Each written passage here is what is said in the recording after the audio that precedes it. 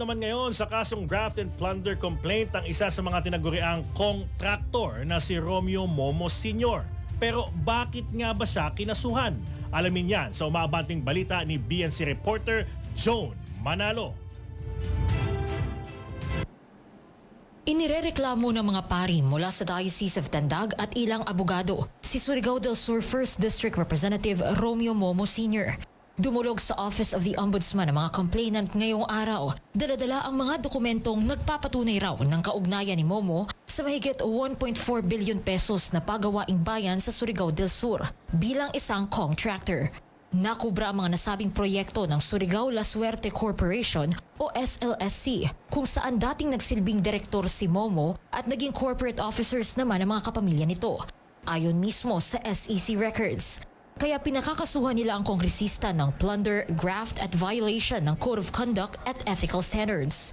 Membro siya ng BICAM ngayon, pero grabe, mismo ang sariling kumpanya niya, Surigao La Suerte Corporation SLSC, garnered or has been awarded billions of contracts, DPWH, infrastructure at saka fuel. I received maraming mga death threats pero it does not stop me. Kasi po, sobra na. Walang magandang hospital sa amin. Walang tubig ang ibang mga tao. Bago pumasok sa Kamara bilang kongresista ng Surigao del Sur, nagsilbi muna bilang DPWH Undersecretary si Momo. Isa rin siya sa mga co-chair ng House Infrastructure Committee ngayong 20th Congress at magsisilbi ring miyembro ng Bicameral Conference Committee para sa 2026 National Budget.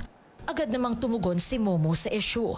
Anya, wala raw naging conflict of interest sa kanyang pagiging kongresista at matagal na raw siyang nag-divest sa SLSC. Pero ayon sa General Information Sheet ng SEC, kabilang pa rin si Momo sa mga direktor at stockholder ng SLSC noong 2019 at 2022. Kasabay ito ng kanyang pagkakaupo bilang CWS Party List Representative sa Kamara noong 18th Congress. Una nang iniulat ng Billionario News Channel ang kaugnayan ni Congressman Momo sa Surigao La Suerte Corporation. Para sa Abante, Joan Manalo, Billionario News Channel. Maraming salamat BNC reporter Joan Manalo.